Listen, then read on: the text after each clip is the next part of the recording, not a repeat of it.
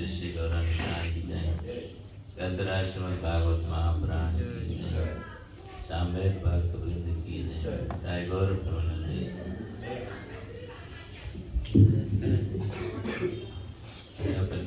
The Bhagavatam not here. Bhagavatam. What happened? Disappeared? Only one person. Yes, you want this? Yeah, in my room. Can you bring? Oh. Om Namah Bhagavate Vasudevaya.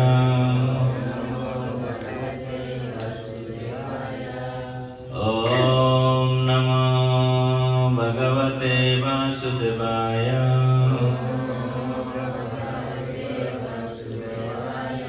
Om Namah Bhagavate Vasudevaya.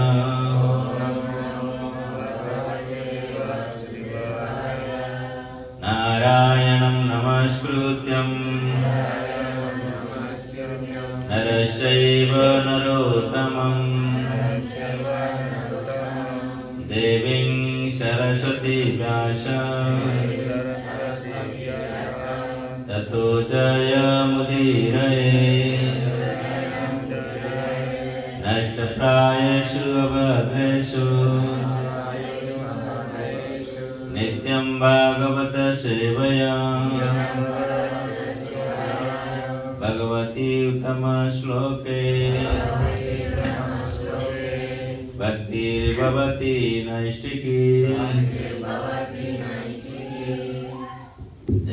Grantharajan Bhagavatam ki.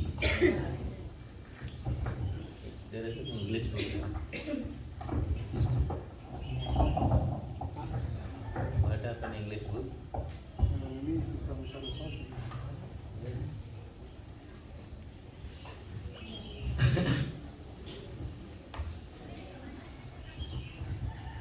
So we are continuing reading of Kunti Maharani's prayer, first canto, chapter 8, text number 32. Jadi Hari Krishna, Prabu dan Mataji, pagi ini kita akan melanjutkan untuk membaca doa-doa dari Ibu Dewi Kunti, di mana kita akan membaca hari ini skanda 1 bab 8 sloka 32. Kecitahurajam jatam punya sloka syakartaye punya sloka sakirtaye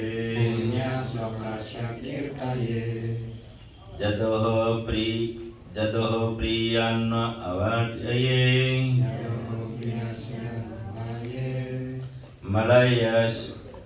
Malaya Seva Chandanam Kacit Ahur Ajam Jatam Punya Shloka Sakirtane Jadoh Priyano Bhayaye Malaya Seva Chandanam Kecil ahurajam jatam punya sloka syakirtaye Yadoho priyasyan wawe Malaya sewa candanam. Silakan Prabu. Kecil ahur ajam jatam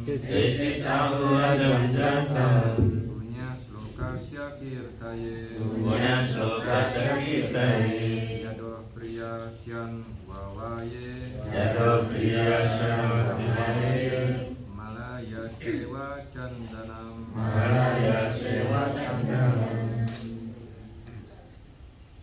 Okay, Mataji. Kakak. Kecit ahurajam jatam punya sloka sakirtaye Jadoh priyasyan wawaye Malaya Seva Chandanam. Second read translation purport. Jadi kita akan baca arti dari sloka ini. Ada sebagian pendapat yang menyatakan bahwa engkau yang tidak dilahirkan itu lahir untuk memuliakan raja-raja saleh, dan pendapat lain menyatakan bahwa engkau dilahirkan untuk menyenangkan hati Raja Yadu, yaitu salah seorang penyembah yang paling engkau sayangi. Engkau muncul dalam keluarganya seperti halnya kayu cendana tumbuh di pegunungan Malaya. Penjelasan yang berikutnya setelah Prabhupada Ki. Kehadiran wujud visual Tuhan di dunia material ini telah membuat para pengamat merasa bingung penuh takjub, sehingga bermunculan berbagai pendapat mengenai kelahiran Dia yang tidak dilahirkan itu. Di dalam Bhagavad Gita, Sri Krishna menyatakan bahwa Dia telah menjelma ke dunia material ini, namun Dialah Sang Maha Pencipta dan yang tak dilahirkan. Jadi, memang fakta yang tak terbantahkan bahwa Dia yang tidak dilahirkan itu telah menjelma, yang dibuktikan oleh kehadiran wujud visual dirinya. Tetapi, masih ada berbagai pendapat mengenai mengapa Tuhan dilahirkan. Itu juga dinyatakan di dalam Bhagavad Gita. Dengan memanfaatkan energi internalnya, Tuhan telah menghadirkan wujud visualnya atas kehendak bebasnya, menegakkan kembali prinsip-prinsip Dharma, melindungi kesalehan, dan membasmi kejahatan. Itulah misi kemunculan Dia yang tidak dilahirkan itu. Namun, ada pernyataan bahwa kehadiran Tuhan itu adalah untuk mengharumkan kesalehan Maharaj Yudhishthira. Memang Sri Krishna menghendaki berdirinya kerajaan Pandawa guna mewujudkan kesejahteraan seluruh dunia. Apabila para penguasa terdiri dari orang-orang yang tak bertakwa kepada Tuhan, maka rakyat akan sengsara. Demikian juga sebaliknya, jika penguasa negara adalah orang-orang saleh, maka rakyat akan bahagia. Pada zaman kali, mayoritas negara-negara di dunia dikuasai oleh orang-orang yang tidak saleh, sehingga rakyat mengalami penderitaan yang tak berkesudahan. Tetapi sistem demokrasi yang tengah digalakkan di seluruh dunia saat ini, para pemilih adalah orang-orang yang tidak saleh, sehingga tokoh pilihan mereka pun adalah orang-orang yang tidak saleh. Karena itu mereka tidak dapat berbuat apa-apa atas penderitaannya. Maharaj Nala adalah seorang raja saleh, tapi dia sama sekali tidak ada kaitannya dengan Sri Krishna, sehingga namanya tidak seharum nama Maharaj Yudhishthira. Di sini dinyatakan bahwa tujuan kehadiran Sri Krishna di dunia ini adalah untuk mengharumkan nama Maharaj Yudhishthira sebagai raja saleh, dan Krishna telah mengharumkan juga nama Maharaj Yadu, karena di keluarga itulah dia muncul. Sri Krishna dikenal sebagai Yadava, Yaduwira, Yadunandana, dan sebagainya. Walaupun Krishna selalu bebas dari kewajiban seperti itu, kehadiran Krishna ibarat bertumbuhnya pohon kayu cendana di bukit-bukit Malaya.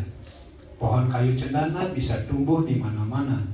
Namun, pohon tersebut sebagian besar tumbuh di wilayah bukit-bukit Malaya, sehingga kayu cendana identik dengan perbukitan Malaya.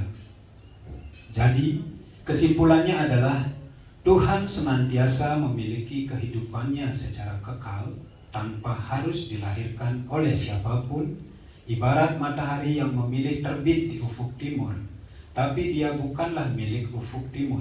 Begitu pula, Tuhan bukan putra siapapun, melainkan dialah ayah segala jenis kehidupan yang ada. Penjelasannya berikutnya setelah Prabhupada Ki Jai.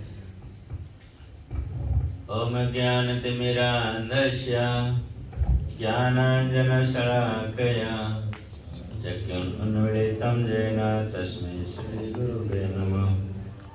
Sri Chaitanya Manobhishtam Stapitam Jena Bhutale Swayam Rupam Kadamayam Tadati Sopadantikam Bande Aham Shri Guru Shri Juta Padakamanam Sri Gurun Vaishnavansha Sri Rupam Sagrajatam Sahagana Raghunatamitam Tam Sativam Sadvaitam Savadutam Parijana Saitam Krishna Chaitanya Devam Sri Radha Krishna Padamsa Ganalalita Sri Shankanitamsa Namo Vishnu Padaya Krishna Prestaya Bhutale Srimate Bhakti Vedanta Swami Namine Namaste Saraswati Deve Gauravani Pracharine Nirvishesha Sunyavadi Paschatya Desatarine Vancha Kalpatarubhyasya Kripa Sindhubhaivacha Patitanam Pavanebhyo Vaishnavebhyo Namo Namo Jai Shri Krishna Chaitanya Prabhu Nityananda Shri Advaita Gadadhara Srivasadi Gauravakta Vrinda Hare Krishna Krishna Krishna Hare Hare Hare Rama Rama Rama Hare Hare Hare Krishna. Hare Krishna. Thank you, dear devotees. So, this morning those who have come for giving us your association for understanding Srimad Bhagavatam. Jadi terima kasih kepada para penyembah yang telah hadir pagi ini, yang telah memberikan pergaulannya pagi ini sehingga kita mampu mengerti tentang Srimad Bhagavatam. So, as a few days we are discussing the prayers of Queen Kunti. Beberapa hari terakhir ini kita telah mendiskusikan tentang doa-doa dari Dewi Kunti. So, because Srila Prabhupada mentioned many times the prayer of Kunti and the many prayers which is related in Srimad Bhagavatam, so they are very important for our journey of devotional service. Karena Srila Prabhupada berkali-kali mengingatkan atau menyatakan bahwa doa-doa Dewi Kunti dan juga doa-doa dari kepribadian agung yang ada di dalam Srimad Bhagavatam adalah doa-doa yang sangat penting bagi perjalanan kehidupan bakti kita. So last few days we are trying to understand ourselves how it will help in our devotional journey. Dan beberapa hari terakhir ini kita telah mendiskusikan sehingga hal tersebut membantu perjalanan kehidupan bakti kita. So yesterday morning we are discussing about how Kunti Maharani once went Brajbhumi to the house of Nanda Maharaj. Jadi kemarin kita telah mendiskusikan bagaimana Ibu Kunti pergi ke Brajabumi di rumah Nanda Maharaj. So when he approached Nanda Maharaj's house, she saw that Krishna was tied by Mother Yashoda. Dan ketika Dewi Kunti sampai di rumah Nanda Maharaj, di sana Ibu Kunti melihat bagaimana Tuhan Sri Krishna sedang diikat oleh Ibu Yasoda. Because Krishna did some misdeeds, so Mother Yashoda was punishing him. Karena Tuhan Sri Krishna melakukan suatu kesalahan sehingga Ibu Yasoda harus menghukumnya. And Krishna is out of helpless, he is crying. Dan karena telah putus asa, tidak ada yang membantunya, akhirnya Sri Krishna menangis. So Kunti Maharani is asking, how is it possible if the personification of fear is fearful of Lord Krishna, who is Supreme Lord himself, and he is fearing Mother Yashoda and crying with helplessness. Dan bagaimana Ibu Kunti menjadi keheranan, bagaimana mungkin hal ini terjadi, bahwa kepribadian yang ditakuti oleh kepribadian ketakutan dan memohon kepadanya seperti itu, sekarang menjadi takut terhadap Ibu Yasoda dan menangis di hadapan Ibu Yasoda. And the person who releases the whole world from the bondage of material birth death cycle, and now he is in bondage. Dan bagaimana orang yang menegakkan dharma di seluruh dunia yang mampu membebaskan orang-orang dari di dunia material ini dari ikatan material sekarang terikat di sebuah tempat di sini. And he is unable to release himself. Dan bagaimana dia tidak mampu untuk membebaskan dirinya sendiri. So that's why Kunti Maharani is saying that it is very difficult to understand, my dear Lord, your all activities and Dan pastimes. saat itulah Dewi Kunti berdoa bagaimana begitu sangat sulit untuk mengerti kegiatan-kegiatan Anda, oh Tuhanku. Because you are playing as an expert actor who plays in drama very expertly. Dan karena Anda bermain seperti halnya seorang aktor di dalam sebuah drama, bermain peran Anda begitu sangat sempurna. And after that, now Kunti Maharani is going a little philosophically that how Krishna, those who is unborn, he is not taking birth. Dan bagaimana sekarang Ibu Kunti mengutip suatu doa yang berdasarkan suatu filosofi, bagaimana Tuhan Sri Krishna yang tidak terlihat lahir di dunia ini. Though we know from different scriptures, there are many reasons behind the Supreme Lord's appear in this material world. Dan seperti kita ketahui di berbagai macam kesusastraan bahwa begitu banyak keagamaan-keagamaan, keyakinan-keyakinan yang muncul ketika Tuhan Sri Krishna hadir di muka bumi ini. So our Acharya summarized in two main reasons for Krishna to come into this material world. Two main reasons our Acharyas, they concluded two main reasons for Krishna to come to this material world. Dan bagaimana para acarya telah menjelaskan ada dua keagamaan yang utama yang muncul ketika Tuhan Sri Krishna ada di bumi ini. So one thing is the external reason and second one is the eternal reason. Ya, yang pertama adalah keagamaan yang bersifat luar dan yang kedua adalah keagamaan yang bersifat dalam. So as we know that the external reason is the establishing the religious principle and killing the demons. Dan bagaimana dharma atau dharma yang ada, yang pertama yang bersifat eksternal itu adalah Tuhan Sri Krishna menunjukkan bagaimana beliau menegakkan prinsip-prinsip dharma dan membunuh para asura atau para raksasa. Because as every millennium, Krishna, the Supreme Lord, has to come to establish the religious principle. Because he made this religious principle, so he has to establish himself. Dan bagaimana setiap milenium Tuhan Sri Krishna muncul untuk menegakkan kembali dharma-dharma, dan karena pada saat itu dharma sudah tidak ada lagi sehingga harus Tuhan sendiri yang menegakkan dharma tersebut.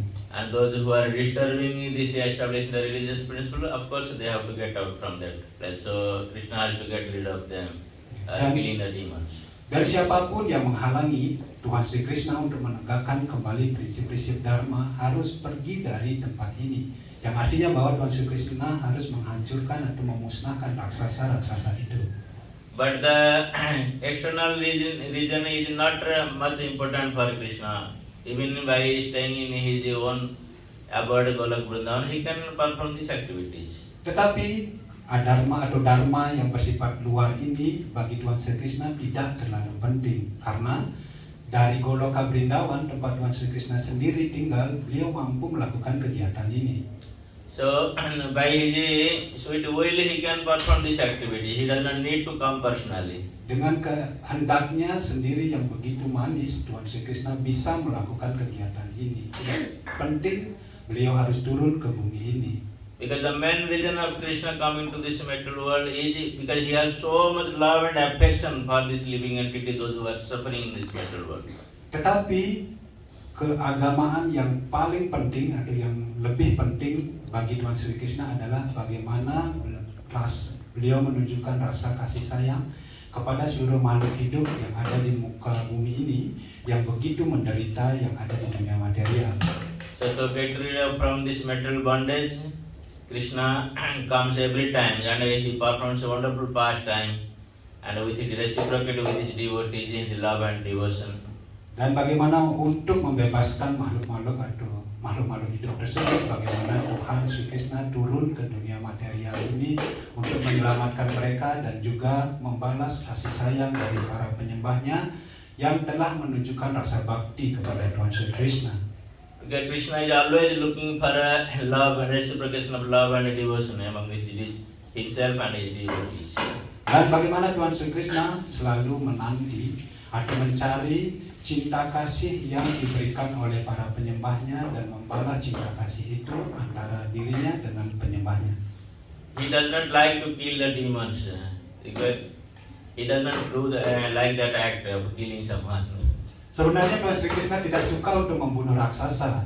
Dia tidak suka memainkan peran untuk membunuh seseorang.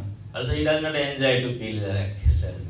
He enjoys to playing with cowherd boys and cows, calves and playing fruits. He enjoys those activities. Dia tidak berharap untuk membunuh para raksasa, tetapi bagaimana Sri Krishna sangat berharap atau berkeinginan untuk bermain-main dengan para penyembahnya, untuk melakukan cinta kasih atau membalas cinta kasih dari para penyembahnya.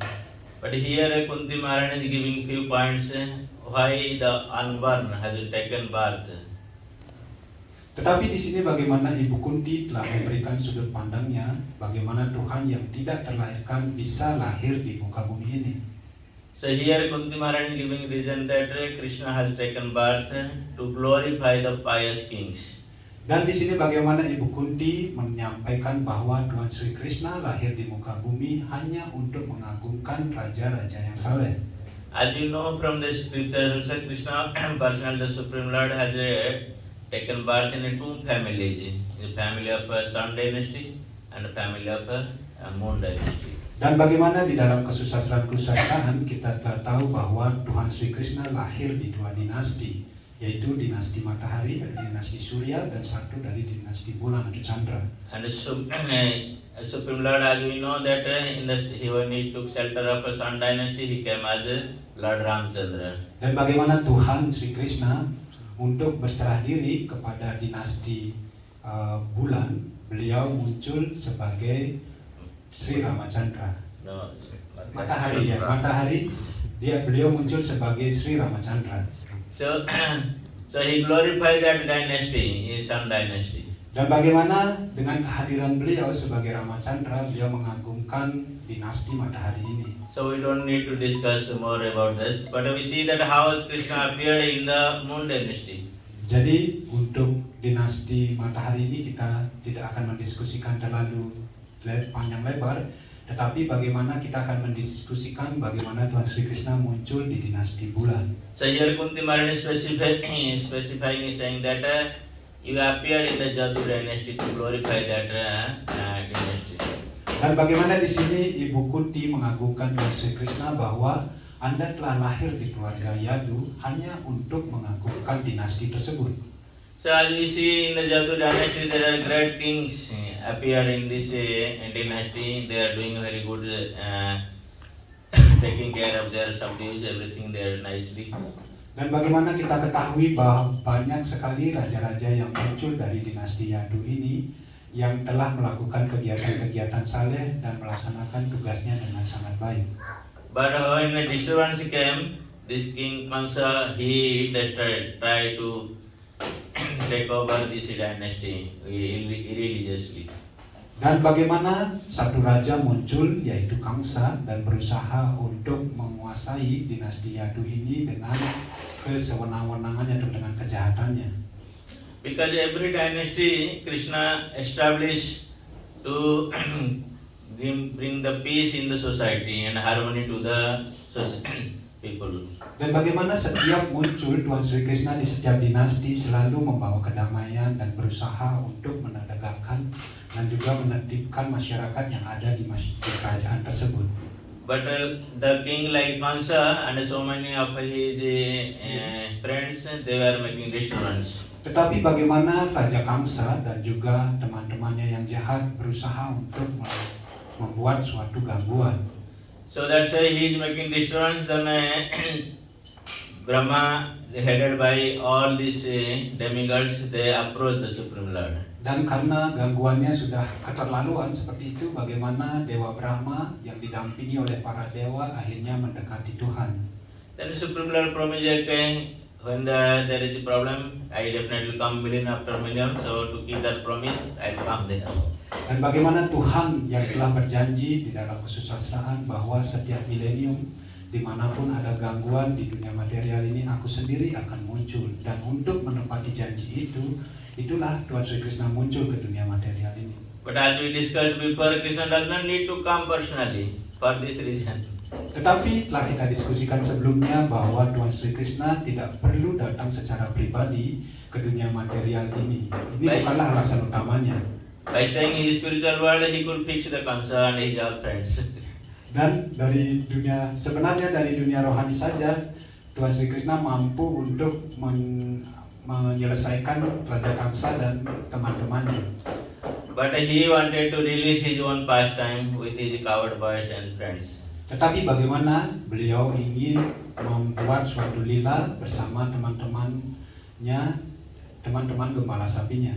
So that's why when Krishna appeared in the Jadu dynasty as the son of Devaki and Vasudeva, he immediately transported himself to Brajabhumi Vrindavan. Karena itulah bagaimana ketika Tuhan Sri Krishna lahir di keluarga Yadu dari kandungan Ibu Dewaki dan juga Wasudeva, segera setelah lahir beliau memindahkan dirinya ke Gokula.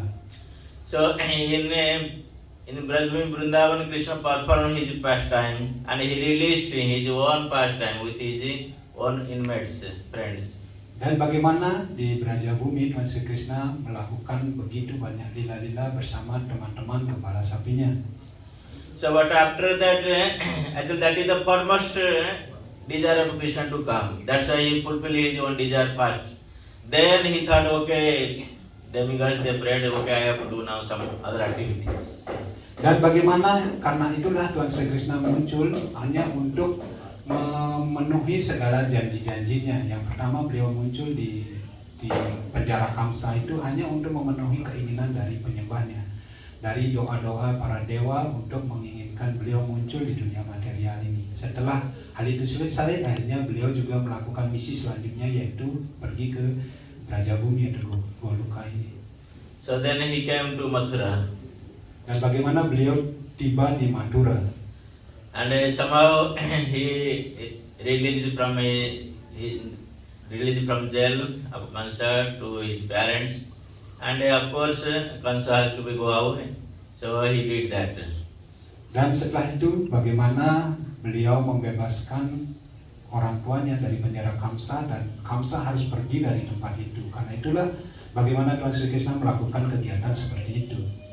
And indirectly also here some of our Acharya they say that indirectly Kunti was indicating that for the reason of Yudhishthira Maharaj, Krishna appeared to this world. Tetapi di sini juga bagaimana para acharya telah menyampaikan bahwa tujuan dari Sri Krishna muncul ke dunia material ini adalah untuk mengagungkan Maharaj Yudhishthira. Because Yudhishthira Maharaj, as you know, he was a pious king. So he was the son of Dharma. Dan seperti kita ketahui bagaimana Maharaj Yudhishthira adalah seorang raja yang sangat saleh, yang merupakan putra dari Raja Dharma, atau Dewa Dharma. So he supposed to become king of Hastinapur, but unrighteous way or irreligiously they have been taken away. Their kingdom, everything has been taken away. Sebenarnya Maharaj Yudhishthira ini adalah penguasa sah yang ingin dinobatkan menjadi raja di seluruh Hastinapura, tetapi entah bagaimana dalam perjalanannya karena kejahatan yang disusun, hal itu tidak terjadi. And from the beginning of their life they have been atrocized by these Kauravas. Dan bagaimana dari awal kehidupannya Maharaj Yudhishthira ini telah dibuat sedemikian rupa menderita oleh para Kaurawa. Though they have the equal right as the king's family, but they don't get the equal right. Ya, walaupun dia mempunyai hak yang sama bagi seperti halnya putra-putra raja yang ada di Hastinapura, tetapi Maharaj Yudhishthira tidak pernah mendapatkan hak-hak tersebut. So they have been sent to the forest. So they have been given so many troubles in their life. Bagaimana mereka dikirim ke tengah hutan dan diberikan begitu banyak kesulitan-kesulitan di sana. So now Krishna is thinking, no, this is not right way to do. So I have to make something here. Dan karena itulah Tuhan Sri Krishna akhirnya memutuskan ini bukan sesuatu yang benar, maka aku harus melakukan sesuatu untuk memperbaiki hal ini. So that's why Kunti Maharani is reminding that you have not taken birth actually to glorify the Jadu dynasty or giving pleasure to the Vrindavan, but personally to my family you have taken birth. Karena itulah bagaimana di doa-doa Dewi Kunti menyatakan bahwa Anda lahir di muka bumi ini bukan untuk mengagungkan keluarga Yadu ataupun untuk melakukan lila-lila bersama anak-anak gembala sapi, tetapi Anda lahir hanya untuk kepentingan keluarga hamba. Because this is the nature of a devotee. He always thinks that Krishna is only and only favoring to him or her. Karena itulah sifat alami dari seorang penyembah bahwa Tuhan Sri Krishna hanya menyayangi dirinya sendiri atau menyayangi dirinya saja. Because he always thinks that Krishna is him to belong to himself or herself. Karena para penyembah selalu berpikir bahwa Krishna adalah miliknya sendiri atau milik dirinya. So this is the special relation that devotee developed with Krishna when they have engaged in devotional service. Dan ini adalah suatu hubungan yang manis yang dimiliki oleh seorang penyembah ketika mereka melakukan pelayanan bakti kepada Tuhan. Like we see in the time of Ras Leela, all the gopis they are thinking that oh Krishna is in our party with me and he is dancing with me. Ketika hal ini juga terjadi di dalam tarian Rasalila, bagaimana semua para gopi merasa bahwa Sri Krishna sekarang ini ada di dalam kelompok kita. Mereka semua berpikir Krishna itu ada di kelompok mereka masing-masing. And same time also we see Lord Chaitanya Mahaprabhu past time when he was dancing in front of Rath Yatra, and all the parties of drummers Sankirtan they are thinking oh Chaitanya Mahaprabhu is in our party. Dan begitu juga dari lila dari Sri Chaitanya Mahaprabhu ketika terjadi Ratha Yatra, di mana semua kelompok-kelompok Sankirtan pemain drummer itu berpikir bahwa sekarang Sri Chaitanya Mahaprabhu ada di grup kita. So because this is a devotee, they develop the taste and unalloyed devotion toward the Supreme. They think that oh Krishna is only belongs to me. Karena para penyembah mendapatkan rasa ketika melakukan pelayanan bakti, sehingga mereka berpikir bahwa Tuhan Sri Krishna adalah milik saya. Adi Kunti Maharani is a pure devotee of Lord. She is always thinking that so you have taken birth here in this world only for my family member to protect my children from the all type of dangers. Karena itulah Dewi Kunti menyampaikan doa-doanya kepada Tuhan Sri Krishna, dan dia menyatakan bahwa Anda lahir di muka bumi ini hanya untuk kepentingan keluarga saya, untuk melindungi anggota keluarga saya. So Kunti Maharani here is comparing that Krishna as a sandalwood who appears in the Malaya hill. Dan bagaimana Dewi Kunti membandingkan atau mengibaratkan Tuhan Sri Krishna itu seperti halnya kayu cendana yang muncul atau yang tumbuh di hutan Malaya. Because Malaya hill is glorified by only due to sandalwood. Karena Bukit Malaya itu diagungkan karena tumbuhnya pohon cendana di bukit itu. Because if there is no sandalwood, there is no value of Malaya chandan, right? Karena jika tidak ada pohon cendana tumbuh di bukit tersebut, maka kota Malaya atau daerah Malaya ini tidak akan terkenal sama sekali. So like the when Krishna appeared in the Jadu dynasty, only Jadu dynasty become glorified. Other before was Jadu dynasty also, but nobody was asking about Jadu dynasty. But after Krishna's appearance, everybody glorified that dynasty. Seperti halnya dinasti Yadu ini menjadi begitu agung dan begitu banyak orang membicarakan dinasti Yadu ini karena setelah kemunculan dari Tuhan Sri Krishna. Sebelumnya walaupun banyak ada raja-raja agung yang lahir dari keluarga Yadu, tetapi sebelum kemunculan Tuhan Sri Krishna, orang-orang tidak pernah menanyakan dan tidak begitu tertarik terhadap dinasti Yadu ini. So in this incident actually we can learn many things for our devotional life. Dan karena itulah banyak sekali hal-hal yang bisa kita pelajari mengenai hal ini untuk kemajuan pelayanan bakti kita. So many times we are performing a devotional service. If somebody suppose pujari doing dressing, there is a sorry here. So we think that oh I dress very nicely. That's why he looks very beautiful today. Seperti contohnya bagi para pujari yang mungkin melakukan dressing untuk arca seperti itu, dia selalu berpikir bahwa oh karena saya dressing arca ini sehingga si Radharaseswar sekarang terlihat sangat cantik. I'm not blaming or discussing any devotees. So this is some feelings. How sometimes we feel that oh due to my dressing, Krishna is looking very beautiful today. But not our dressing. What can we offer to Krishna? What type of dress? Ya, jadi Maharaj tidak menunjuk atau tidak mengenai siapapun ya, atau tidak membicarakan siapapun satu orang seperti itu. Tetapi inilah pengalaman ataupun kejadian yang sebenarnya yang terjadi, bahwa para pujari itu selalu berpikir bahwa karena saya menghias arca hari ini sehingga arca Sri Radharaseswar menjadi begitu cantik. Tetapi kalau kita bisa lihat sebenarnya apa yang kita bisa persembahkan kepada beliau, pakaian apa yang kita bisa persembahkan kepada beliau. Because Krishna himself is so beautiful that all the days whatever you offer to him, he become beautiful. Karena Tuhan Sri Krishna alaminya memang sudah tampan sekali, pakaian apapun yang kita berikan kepada Tuhan Sri Krishna akan terlihat tampan. So dress become beautiful by Krishna's beautiful. Pakaian menjadi cantik atau indah karena Tuhan Sri Krishnanya yang indah, bukan pakaiannya yang indah. And same time also we think that we are building a nice temple that for Krishna. What kind of temple we can offer to Krishna? Who is served by Lakshmi Sahasra Sata Sambrahmanam, thousands, millions of Lakshmi waiting for serving Krishna. What can we offer Krishna? Ataupun ada yang berpikir bahwa oh saya telah mempersembahkan tempel yang begitu indah untuk Tuhan Sri Krishna. Apa yang bisa kita persembahkan kepada Tuhan Sri Krishna? Karena Tuhan Sri Krishna sendiri itu dilayani oleh ribuan dan ribuan ibu Dewi Laksmi. Sehingga apapun yang kita persembahkan sebenarnya itu untuk kepentingan Tuhan Sri Krishna saja. So that rather we should always in mind that Krishna had made me an instrument to serving him. Selain untuk berpikir seperti itu, sebaiknya kita berpikir bahwa oh Tuhan Sri Krishna jadikanlah hamba alat untuk melakukan pelayanan kepada Anda. So Krishna is so kind upon me that he has allowed me to serve him. Dan mental yang kita kembangkan adalah kita harus berpikir bahwa Tuhan Sri Krishna begitu baik hati kepada hamba sehingga memberikan hamba kesempatan untuk melayani beliau. Otherwise, if you have proud that oh I have offered so many things to Krishna, then Krishna is not interested of our so-called offerings. Dan jika kita mengembangkan rasa bangga, oh saya sudah melakukan begitu banyak hal untuk Tuhan Sri Krishna, saya telah mempersembahkan begitu banyak hal kepada Tuhan Sri Krishna, Tuhan Sri Krishna tidak akan merasa bahagia. Karena apalah persembahan kita bagi beliau.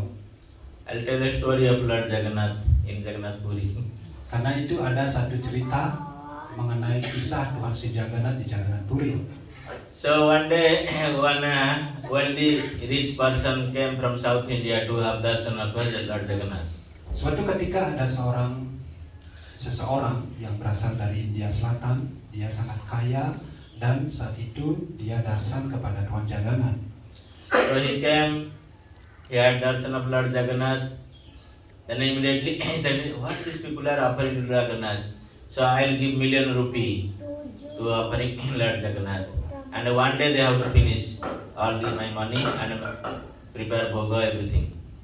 Dan pada saat itu orang kaya ini berpikir apa yang mereka persembahkan kepada Tuhan Jagannath. Saya bisa memberikan jutaan rupiah kepada tempel ini sehingga ketika apa yang mereka persembahkan sudah habis, saya bisa memberikan bahan-bahan tersebut untuk dipersembahkan kepada Tuhan Jagannath.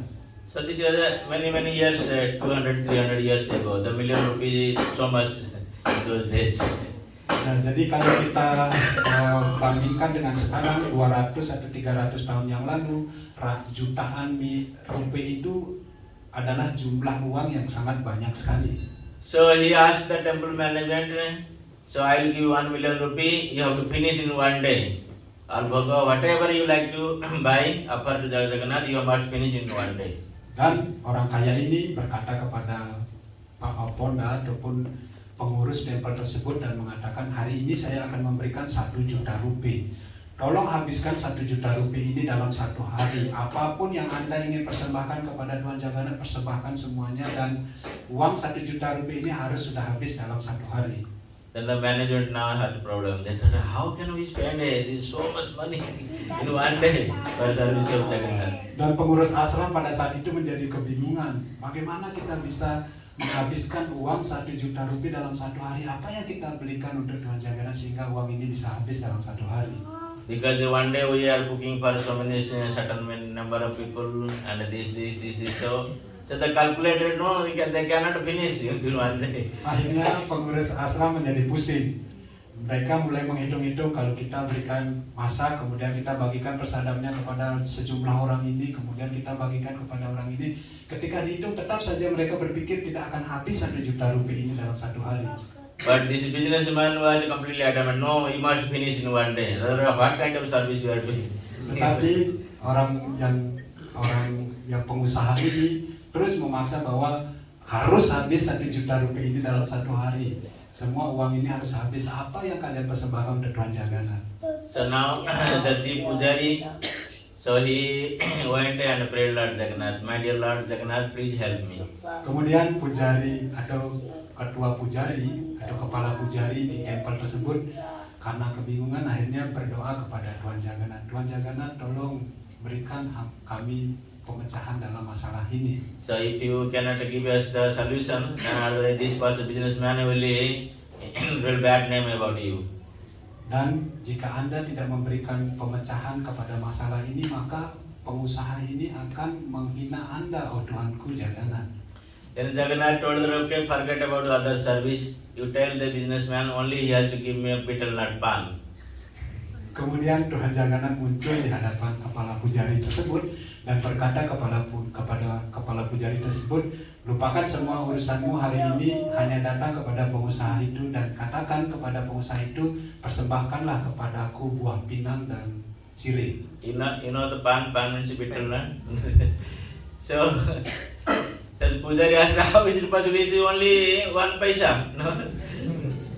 Kemudian pengusaha itu menjadi sedikit gusar karena hanya diberikan kesempatan untuk melakukan pelayanan itu. Bagaimana mungkin saya bisa mempersembahkan hal yang kecil ini hanya 1 sen saja harganya.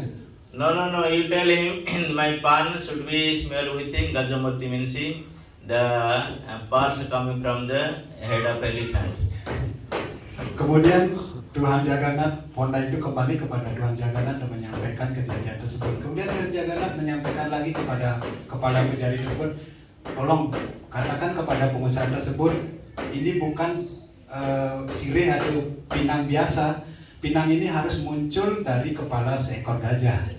And that moti or pearls is not so cheaply available to with all elephants. Only few elephants if you kill, then you get maybe one. Karena tidak semua gajah menghasilkan buah pinang ini.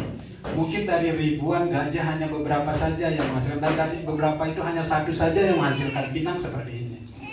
So then the pujari told the businessman, okay, you just our Lord told that you just offer 1 pan. He think, how can a pan? This is only 1 rupee I can spend. No, I want to give 1 million. Kemudian kepala pujari tersebut datang lagi kepada pengusaha itu dan mengatakan, Tuhan Jagannatha hanya menginginkan 1 biji buah pinang dari Anda. Kemudian pengusaha ini menjadi marah. Bagaimana mungkin saya bisa persembahkan 1 buah pinang saja? Saya ingin memberikan 1 juta rupiah kepada Tuhan Jagannatha. And then when pujari explained how the pan should be, then now headache came to this businessman. Kemudian kepala pujari menceritakan jenis buah pinang apa yang diinginkan oleh Tuhan Jagannatha, dan pada saat itu pengusaha ini menjadi sakit kepala. So now immediately he understood that how he was proud of to give something to Supreme Lord. Dan pada saat itu bagaimana kebanggaannya menjadi hilang, dan dia mulai mengetahui, menyadari apa yang harus dipersembahkan kepada kepribadian Tuhan yang tertinggi. The point here, as Kunti Maharani's prayer, what I understood myself, that Kunti Maharani is saying that only due to Krishna, all the family of Jadu dynasty and Kuru dynasty, everything was glorified. Only due to Krishna. Dan di sini dari doa dari Kunti juga kita bisa menyimpulkan bahwa hanya untuk Tuhan Sri Krishna saja bagaimana dinasti Kuru dan dinasti Jadu itu muncul.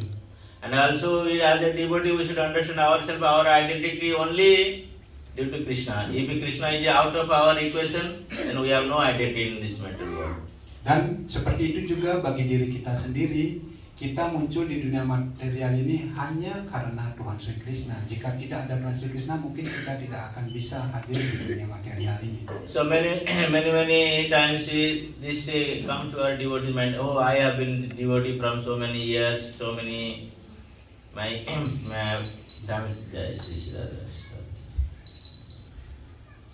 so many designation we had sometimes when we give our introduction to someone. Dan karena kadang-kadang seorang penyembah itu menjadi bangga akan begitu banyak gelar-gelar ataupun kebanggaan-kebanggaan yang dimilikinya. Saya sudah menjadi penyembah puluhan tahun dan begitu banyak hal-hal yang julukan-julukan yang dia miliki, apalagi ketika dia memberikan suatu pidato seperti itu, banyak hal yang kebanggaan dirinya itu disampaikan ke hadapan masyarakat umum. Because all our identification are valid when Krishna is in center in our life. Without Krishna, there is no value of this life. Ya, karena seharusnya doa pujian kita atau keagungan kita itu kita harus persembahkan jika Tuhan Sri Krishna sebagai pusat dari kehidupan kita. Jika tidak ada Tuhan Sri Krishna di sana, maka kehidupan kita tidak ada artinya sebenarnya. So that's why here Kunti Maharani is saying that to glorify the so-called pious kings or my family particularly, so you have taken birth. Though you supposed not to take birth, you are unborn. Dan di sini Ibu Kunti menyatakan bahwa hanya untuk mengagungkan raja-raja yang muncul di keluargaku, di keluarga Yadu ini, karena itulah Anda lahir di dunia material ini, yang sebenarnya Anda tidak pernah dilahirkan.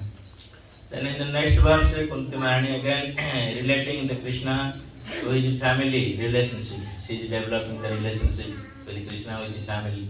Dan di doa selanjutnya, di sloka selanjutnya, bagaimana Ibu Kunti masih berdoa kepada Tuhan Sri Krishna dalam hubungan keluarganya bersama Tuhan Sri Krishna. Because the devotee, they always relate themselves very personally to the Krishna. Karena bagi para penyembah, mereka selalu menghubung-hubungkan dirinya dengan Tuhan Sri Krishna. Because Krishna says in Bhagavad Gita also, Jajathama prapadantam tatham bhajameham. So as long as you reciprocate with me, I reciprocate accordingly with you. Karena di Bhagavad Gita itu dinyatakan bahwa yayatamam prapadyanti tanpa imam bajami aham. Jadi seberapa besar penyerahan diri Anda kepadaku, maka dengan cara seperti itu aku akan membalas penyerahan diri itu. So Kunti Maharani continuing her prayer in the next 33 verse. Dan bagaimana Ibu Kunti melanjutkan doa-doanya di sloka selanjutnya, di sloka 33. Apare vasudevasya devakyam vachito bhagan ajastam asya khyamaya vidaya ca suradvesham. Pendapat lain menyatakan bahwa Wasudewa dan Dewaki telah berdoa bagi kedatanganmu, sehingga engkau hadir sebagai putra mereka. Kenyataan yang tak terbantahkan bahwa dirimu tak dilahirkan, namun engkau lahir demi kesejahteraan mereka dan untuk membasmi kejahatan yang mengganggu para dewa. No, so here Kunti Maharani relating Krishna again to her brother Vasudeva. Dan di sini bagaimana Dewi Kunti kembali menghubungkan Tuhan Sri Krishna dengan saudara laki-lakinya yaitu Vasudewa. Because the demigods they prayed for your protection. That's why you came also Vasudeva and Devaki in their previous birth. Sutapa and Prishnigarva, they also prayed to you that you become their child, so you have taken birth as a child. Kemudian Dewi Kunti menyatakan bahwa bagaimana para dewa telah berdoa untuk meminta perlindungan dari Anda. Begitu juga Vasudewa dan Dewaki di kehidupan sebelumnya menjadi Sutapa dan Prishni telah berdoa kepada Anda agar lahir menjadi putra mereka. Karena itulah Anda sekarang muncul di dunia material ini. So you have taken birth, though you suppose not to take, you are unborn yourself, but you have taken birth to those envious people, those who are disturbing this, to get rid of them. Dan juga bagaimana Anda muncul atau lahir yang sebenarnya Anda tidak terlahirkan bagi para orang-orang jahat dan yang tidak berprinsip kedharmaan untuk menghancurkan mereka, untuk membinasakan mereka. So from this incident we understood that how Krishna is completely, he never forgets his promise. What he promised to his devotee, he always fulfills. Dari sini kita bisa mengerti bahwa Tuhan Sri Krishna tidak pernah mengingkari janjinya kepada para penyembahnya. Apapun janji yang disampaikan oleh Tuhan Sri Krishna akan selalu ditepati oleh beliau. So when a devotee they pray Krishna, you become my son. The Krishna has no choice. to come as their son. Contohnya jika seorang penyembah berdoa kepada Tuhan Sri Krishna, mohon Anda lahir menjadi putra Anda, maka Tuhan Sri Krishna tidak punya pilihan lain. Jadi Tuhan Sri Krishna akan lahir menjadi putranya. So many times devotees they interpret that why devotees are praying Krishna and they asking Krishna their son, why they are not asking for liberation. Dan begitu banyak penyembah yang berpikir bahwa mengapa banyak penyembah-penyembah yang berdoa agar Tuhan Sri Krishna menjadi putra mereka. Mengapa para penyembah ini tidak berdoa untuk mendapatkan pembebasan? So if you get liberation, what is the beauty of the liberation? Jika Anda mendapatkan pembebasan, terus apa untungnya atau apa keindahan dari mendapatkan pembebasan itu sendiri? So you may go back to the spiritual world, be in the spiritual world, the different types of liberation you can get. But when you ask Krishna as your son, then you have so much reciprocation with Krishna. Jika Anda bisa dibebaskan dari dunia material ini dan kembali ke dunia rohani, begitu banyak jenis-jenis pembebasan yang kita bisa dapatkan di sana. Tetapi apa indahnya untuk mendapatkan pembebasan seperti itu dibandingkan jika kita mendapatkan Tuhan Sri Krishna sebagai putra kita. Begitu banyak kasih sayang yang tertukar atau pertukaran kasih sayang yang terjadi antara kita dengan Tuhan Sri Krishna jika Sri Krishna menjadi putra kita. So when Krishna takes birth as your child or your son, then you always think of the well-being of that same Supreme Lord who is thinking everybody's well-being. Jadi jika Tuhan Sri Krishna muncul menjadi putra kita, maka begitu banyak hal yang kita bisa pikirkan, yang kita bisa lakukan untuk beliau, di mana orang-orang tidak mampu untuk berpikir tentang hal itu. So you are thinking that if I don't feed him, he will become in hunger. But he is feeding all over the universe. Ya, jika kita berpikir, kita akan selalu berpikir bahwa bagaimana caranya memberikan makan kepada Tuhan Sri Krishna jika dia merasa haus dan merasa lapar. Yang orang lain juga mungkin tidak akan berpikir seperti itu. And every step of your life you are thinking about your child. So he maybe some dangers will come, this thing, that thing. You are always thinking about Krishna.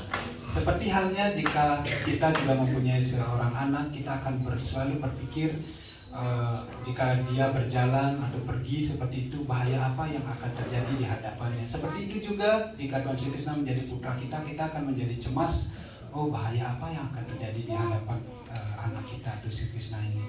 Because when Krishna comes as your child, so you have natural reciprocation with your love and devotion towards the Supreme Lord. Karena jika Tuhan Sri Krishna muncul sebagai putra kita, maka kita akan mendapatkan pertukaran rasa bersama Tuhan Sri Krishna dengan begitu cinta dan kasih kepada beliau. But if we get liberation, you don't get that opportunity. Tetapi jika kita mendapatkan pembebasan, maka kita tidak akan mendapatkan kesempatan seperti itu. That's why devotee always wants to be Krishna to their son or their friend or their conjugal. So they want to reciprocate with Krishna with the different relationship. Karena itulah bagi para penyembah, mereka selalu berdoa atau berkeinginan agar Tuhan Sri Krishna muncul sebagai putra mereka, sebagai teman mereka, sebagai kekasih mereka. Karena dengan cara seperti itu begitu banyak pertukaran cinta atau pertukaran rasa yang terjadi antara Tuhan Sri Krishna dengan para penyembahnya. As here Kunti Maharani is saying that Devaki and Vasudeva in their previous birth they prayed Supreme Lord to become child. So you may think that whether Supreme Lord himself is forced to take birth or he is out of love he takes birth. Karena itulah Ibu Kunti menyampaikan di doa ini bagaimana Devaki dan Vasudeva di kehidupan sebelumnya telah berdoa kepada Tuhan dan menginginkan Tuhan lahir menjadi putra mereka. Karena itulah bagaimana Tuhan atas cinta kasihnya kepada para penyembahnya muncul menjadi putra dari Devaki dan Vasudeva. As you see in the pastime of Karda Muni, when he was doing meditation for 1,000 years, so he did not have any intention to ask some boon for Krishna from Supreme Lord. Seperti halnya juga dari kisah Kardama Muni, bagaimana Kardama Muni ketika bermeditasi selama ribuan tahun, beliau tidak mempunyai keinginan apapun atau harapan apapun yang diinginkan dari kepribadian Tuhan Yang Maha Esa. And when Krishna, Supreme Lord saw that he is doing meditation without any so-called desire, then he appeared to Kardamani.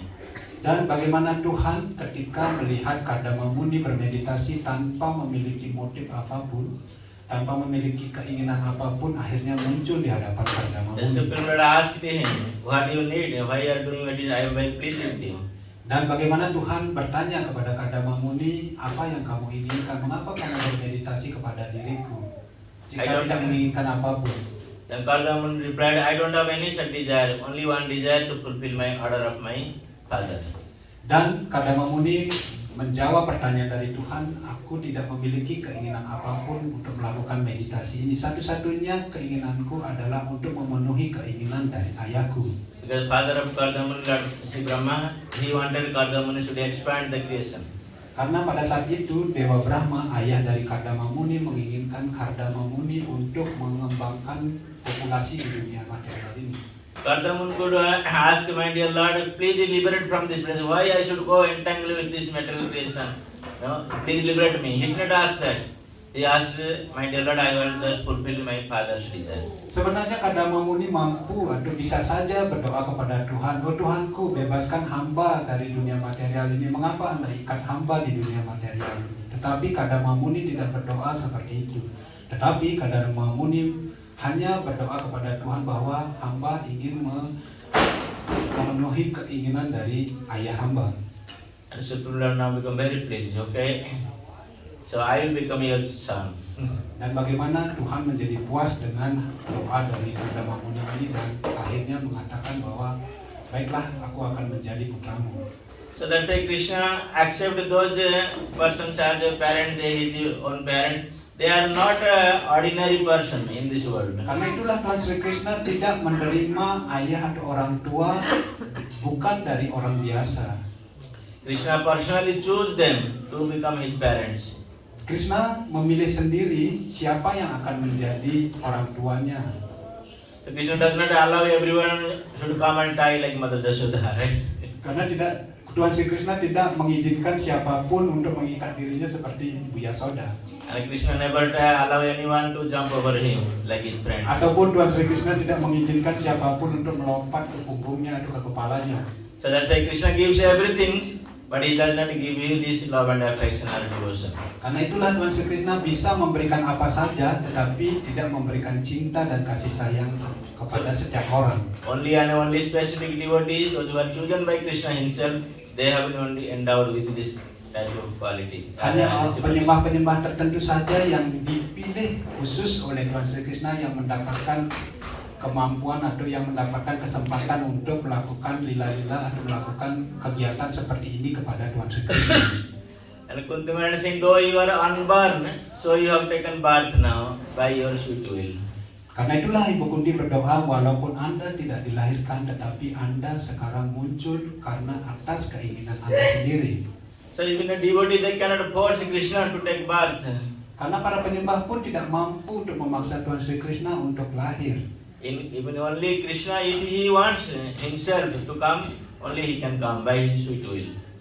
Tetapi jika Tuhan Sri Krishna ingin lahir, maka dia akan lahir atas keinginannya sendiri, atas kehendaknya sendiri tanpa paksaan dari siapapun. In Bhagavad Gita, Krishna says, "Sambhavami Atma Mayaya." I only come to this material world through my sweet will. I come to this. Dan karena itulah Tuhan Sri Krishna bersabda di dalam Bhagavad Gita bahwa karena atas keinginanku sendirilah aku muncul di dunia material ini. So that's why it is mentioned that there are so many regions behind the when Krishna comes to this material world.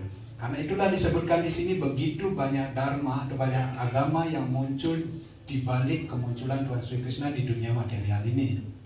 But out of everything, there is only one thing, that when Krishna desires himself to come, only he can come. Ya, tetapi di balik semua itu ada satu hal di mana Tuhan akan muncul jika Tuhan sendiri berkeinginan untuk muncul di dunia ini.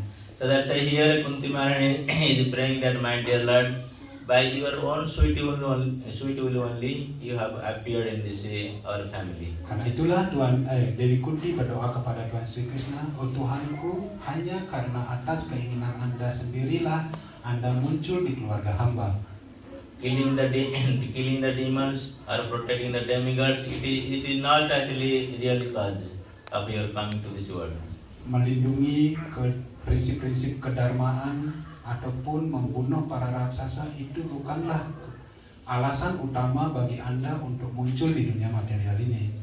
So that's why we have to always think that when the Supreme Lord comes by His sweet will, so we have to reciprocate also accordingly. Karena itulah jika Tuhan muncul atas keinginannya di dunia material ini, maka kita harus mendekati beliau atau memberikan kasih sayang, pertukaran kasih sayang secara benar dan secara tepat kepada beliau. So as we are sitting here, if you remember few years back, there is nothing in this land, right? Seperti halnya kita sekarang berdiri di sini, mungkin jika kita tilik beberapa tahun atau beberapa puluh tahun sebelumnya tidak ada apa-apa ada di tempat ini. By the sweet will of His pure devotee and as Sri Radharasa sir, they appear here. Jadi atas keinginan dari para penyembah murni dan juga keinginan yang manis dari Tuhan sendiri, akhirnya beliau muncul di sini. So now we may think, oh, Krishna has appeared, this is sweet will, now let him sit down there. Tetapi juga kita jangan berpikir bahwa karena Tuhan dengan keinginan manisnya ingin muncul di sini, kalau gitu biarkan saja Tuhan duduk di sini. So he will make his own arrangement. Biarkan beliau memenuhi keinginannya sendiri atau mengatur keinginannya sendiri. Of course he can do his own arrangement, it is not difficult for him. Tentu saja hal itu tidak terlalu sulit bagi beliau jika beliau menginginkan melakukan hal itu. But what will be benefit to us? Tetapi apa manfaat yang kita dapatkan dari melakukan hal itu? So you remember that by this sweet will of a pure devotee, those time only few devotee, handful devotee, now so many living entity come into their center. Karena atas keinginan atau kehendak dari seorang penyembah murni lah, dan sehingga Tuhan muncul di sini dan begitu banyak makhluk-makhluk hidup, jiwa-jiwa yang bisa mengambil perlindungan kepada Sri Radharasa di sini. But this is the reciprocation of Krishna with his devotees. Dan inilah pertukaran cinta kasih yang dimiliki oleh Tuhan Sri Krishna kepada para penyembahnya. You don't think that Krishna has reciprocation with us? No, he has reciprocation with the pure devotee. But the result we are coming into him.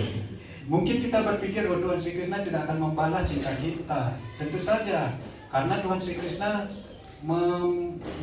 melakukan pertukaran cinta kasih kepada para penyembah murninya, dan hasil dari pertukaran cinta kasih antara Tuhan dengan para penyembah murninya itulah kita bisa hadir di sini pagi ini atau di sini di Radharasa. So that's why we have to always be obliged and always understand and think that how the pure devotees of Krishna, they are so much merciful towards living entity like us. Karena itulah kita harus selalu berpikir dan kita harus selalu merasa berhutang budi bagaimana penyembah murni dari Tuhan Sri Krishna begitu berkarunia bagi kita jiwa-jiwa yang tidak ada artinya ini, sehingga kita mendapatkan kesempatan bisa hadir di sini. So by their causeless mercy, pure devotee and Supreme Lord himself, so they try to deliver all this living entity in this material world. Dan atas karunia dari para penyembah murni dan juga kehendak dari Tuhan sendiri, maka kita bisa dibebaskan dari dunia material ini. So that is the reason Supreme Lord appears in different forms. Dan itulah keagamaan utama bagaimana Tuhan muncul dengan berbagai macam kehendaknya sehingga beliau bisa hadir di sini. Hare Krishna. Hare Krishna. If anybody has any question or comment. Prabuddha Mataji, jika ada pertanyaan atau komentar bisa disampaikan. Silakan jika ada pertanyaan.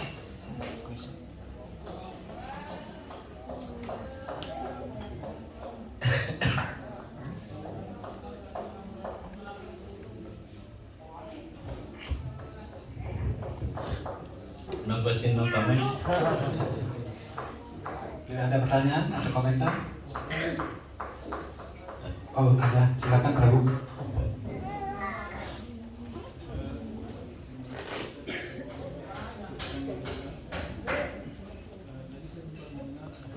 Yang kerasa.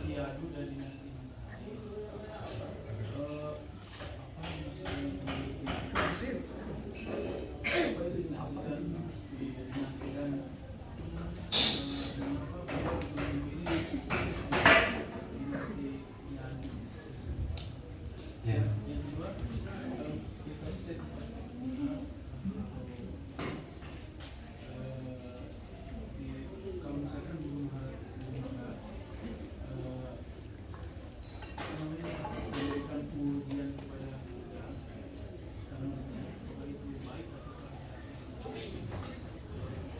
are two questions from Prabhu. One question is previously you heard from Maharaj that Lord appeared in two dynasty Sun and dynasty Moon. But why Lord prefer to glorify more dynasty Yadu than dynasty Sun? And then what is the dynasty? No, dynasty are coming from Supreme Lord himself. The dynasty. Ya, dinasti itu adalah muncul dari Tuhan sendiri. So, because in the Sun dynasty also is not like that. Krishna did not bless them, so he came as Supreme Lord Ram to bless that dynasty. Ya, sebelumnya dinasti matahari ini juga tidak terlalu terkenal atau tidak terlalu kenal publik seperti itu sampai akhirnya Tuhan Sri Krishna muncul di sana sebagai Tuhan Ramachandra dan akhirnya dinasti itu juga menjadi teragungkan. But he did more pastime in the Jatu dynasty when he came as Lord Supreme Lord Krishna himself. Tetapi bagaimana lebih banyak kegiatan-kegiatan yang dilakukan oleh Tuhan Sri Krishna ketika beliau muncul di dinasti Yadu. And the dynasty are created by Supreme Lord to make the proper management of this managerial affair of the universe. Dan dinasti itu dibuat atau diciptakan sendiri oleh Tuhan dengan maksud untuk mengatur berjalannya kegiatan yang ada di alam semesta ini dengan baik. So the chief of the dynasty or those who are head or king of the dynasty, they make sure that Supreme Lord's management is going on perfectly. Karena itulah bagi pemimpin kerajaan atau seorang raja, mereka harus memastikan bahwa roda kerajaan tersebut harus berjalan dengan sempurna di bawah arahan dari Tuhan. Sometimes they become successful caretaker, sometimes they fail due to some disturbance, then they take help of Supreme Lord. Kadang-kadang mereka sukses melaksanakan tugasnya untuk mengatur kerajaan seperti itu dengan sangat baik, tapi kadang-kadang juga terjadi kegagalan karena begitu banyak gangguan dari orang-orang jahat sehingga mereka harus mengambil perlindungan dari kepribadian Tuhan. The beauty of these two dynasty, if there is any problem comes to their and they always take shelter of Supreme Lord. They don't take themselves, oh I can do this, solve this problem. Tetapi bagusnya atau indahnya dari dua dinasti ini adalah bagaimana ketika mereka mendapatkan suatu masalah, mereka akan mengambil perlindungan dari kepribadian Tuhan yang tertinggi yaitu Tuhan Sri Krishna. Mereka tidak pernah berpikir bahwa aku akan mencari jalan keluar sendiri dari masalah ini. That is the reason Supreme Lord like to come to this two dynasty. Karena itulah ini alasan utama bagaimana Tuhan muncul di dua dinasti ini. Okay. Yes. The question number 2, Maharaj, when our spiritual master glorifying us, it is good or bad? Yeah, you can take it in both way. Ya, jawabannya adalah kalau apakah ini baik atau buruk, apakah baik atau buruk itu kita bisa mengambil dua sisi ini. So good way you should take that. Oh, Guru Maharaj inspiring me to do more and more service.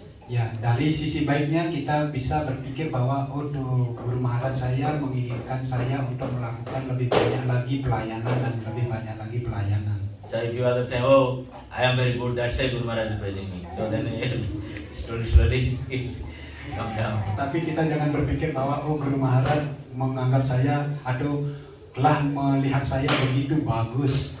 Ya, saya melakukan begitu kegiatan atau pelayanan yang bagus untuk Guru Maharaj. Tidak berpikir seperti itu, karena jika berpikir seperti itu maka lama-kelamaan kita akan jatuh. So that's why we have to be very careful when Guru Maharaj is glorifying us. Karena itulah kita harus sangat berhati-hati jika guru kerohanian kita memuji kita. Hare Krishna. Hare Krishna. Ya. So thank you very much. Question. Terima kasih banyak. Ada pertanyaan dari Mataji, silakan. Kenapa Tuhan menciptakan karma yang meningkat?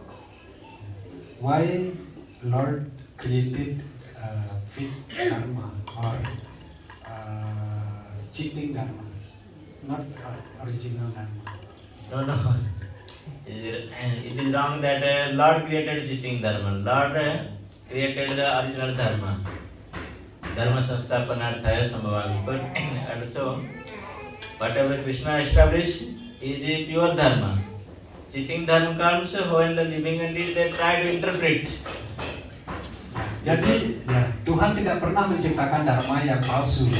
Apapun yang dharma yang diciptakan oleh Tuhan itu adalah dharma yang asli, dharma yang sesungguhnya. Tetapi mengapa muncul dharma-dharma yang menipu ini? Karena ketika makhluk hidup yang ada di dunia material ini mencoba untuk menginterpretasi dharma yang diciptakan oleh Tuhan sendiri. The Supreme Lord has given us this independent mind and independent to all the living entities. Karena Tuhan memberikan sedikit kebebasan atau kemerdekaan kecil bagi semua makhluk hidup. And due to his independent power, the living entity sometimes he takes everything as the Supreme Lord says, and sometimes he try to misinterpret or disobey. Karena kemerdekaan atau kebebasan kecil inilah, maka makhluk hidup ada yang berusaha untuk menegakkan apapun yang disampaikan oleh Tuhan, tetapi ada juga yang berusaha untuk menyalahgunakan kebebasan tersebut dengan menginterpretasi maksud yang atau dharma yang sudah diciptakan oleh Tuhan untuk kepentingan dirinya sendiri. Then cheating dharma propagates everywhere. Then again Krishna has to again come to establish the real dharma. Jika ada seseorang yang menyalahgunakan kekuasaannya untuk menginterpretasi dharma ini, maka Tuhan akan muncul kembali ke dunia ini untuk menegakkan dharma-dharma tersebut. But as Supreme Lord, he never propagated the cheating dharma. Tetapi Tuhan tidak pernah menyebarluaskan dharma-dharma yang tidak asli atau dharma-dharma yang menipu ini. Because Supreme Lord, he always wants the well-being of living entity. He doesn't want to be just a living entity to suffer. Karena Tuhan selalu menginginkan yang terbaik atau kebahagiaan atau hal yang terbaik bagi semua makhluk hidup. Karena Tuhan tidak pernah menginginkan makhluk hidup itu menjadi menderita. Okay. Bagaimana Pak Taji? Maharaj mungkin announced about the Nityananda Prabhu as a brother of Sri Morning Krishna. they announced. Yeah, okay, you can announce. Yeah, morning Mangala they announced. You can and the devotee. Ya, Prabuananta menginginkan untuk Maharaj mengumumkan tentang berpulangnya Prabu Nityananda. Tapi Maharaj sudah mendengar tadi pagi di Mangalarati juga sudah diumumkan. Kalau mau diumumkan silakan lagi bro. So we pray everybody. Ya, jadi mungkin setiap penyembah yang hadir di sini bisa berdoa untuk Prabunya. Because we have no control over the Mr. Death. It comes anytime. Karena kita tidak mampu mengendalikan dewa kematian. Ya, karena kematian itu bisa datang kapan saja kepada diri kita. But as long as we are Krishna consciousness, we are remembering Krishna, engaging ourselves in service of Krishna. So that is our thing we can do. Ya, tetapi karena kita ada dalam kesadaran Krishna, apa yang kita bisa pikirkan untuk kita lakukan, kita harus selalu ingat dengan Krishna dan berusaha melakukan pelayanan bakti kepada beliau. But somehow Krishna has a different plan sometimes to take away his devotee. Tetapi Tuhan kadang-kadang memiliki rencana lain untuk mengambil penyembahnya. So maybe we have some different suffering in the future. So Krishna wanted his devotee to take away quickly. Ya, mungkin dilihat oleh Tuhan Sri Krishna di masa yang akan datang kita akan menderita begitu luar biasa sehingga secepatnya diambil oleh Tuhan. So we should not take negative always Krishna. So whatever Krishna will do, we have to take always in positive mode. Ya, karena itulah jangan pernah mengambil sisi negatif dari apa yang telah Krishna lakukan kepada diri kita, tetapi sebaliknya harus selalu berpikir positif tentang apa yang Tuhan Sri Krishna telah lakukan kepada diri kita. So though we know that Nityananda Prabhu is not such an elderly person. Seperti halnya Prabu Nityananda, mungkin kita tahu tidak terlalu tua umurnya. So now time has come here to go. So Tetapi mungkin sekarang adalah waktunya bagi Prabunya untuk pergi. so that's from this way we have to take lesson that any time. So our time may come for end. So we have to be very careful always and remember Krishna in your life. Ya, dari ini kita bisa mengambil pelajaran bahwa kapanpun kita bisa diambil oleh Tuhan Sri Krishna, dan kita karena itulah kita harus selalu berusaha untuk sibuk dalam pelayanan dan mengingat Tuhan Yesus Kristus setiap waktu.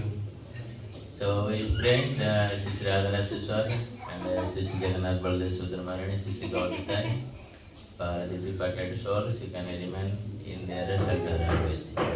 Karena itulah dimohon kepada Prabu dan Mataji, kita berdoa kepada Sri Sri Radha Raseswar, Sisi Jagannath Baldev, Sisi Gauritai, kepada Prabunya yang telah berpulang hari ini, semoga beliau selalu mendapatkan perlindungan di kaki Padma dari Sri Sri Radha So our Raseswar. prayer is very simple. Sri Prabhupada gave chant Hare Krishna and offer the Hare Krishna Mahamantra to the departed soul. Jadi doa apa yang bisa kita panjatkan untuk Prabunya?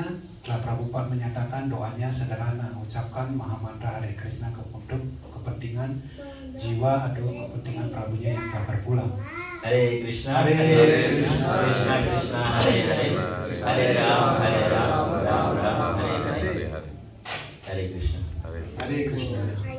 So thank you devotees for your association again. Terima kasih kepada para penyembah atas pergaulannya lagi hari ini atau pagi ini. As I told that I am not a good speaker, just I try to take inspiration from all of you and share with you. Mungkin Maharaj bukan pembicara yang ahli atau yang pembicara yang bagus, tetapi bagaimana Maharaj berusaha mengambil inspirasi dari semua penyembah yang hadir pagi ini untuk mendengarkan beliau. So thank you again for coming and giving your association and inspiration. Terima kasih kepada Prabu dan Mataji yang sudah memberikan pergaulan dan inspirasi pagi ini. Hare Krishna. Dan Srimad Bhagavad Mahapuran ki Jai. Srila Prabhupada ki Jai. Sambil Bhakti Ki Jai. Gaur Premanande. Hare Krishna.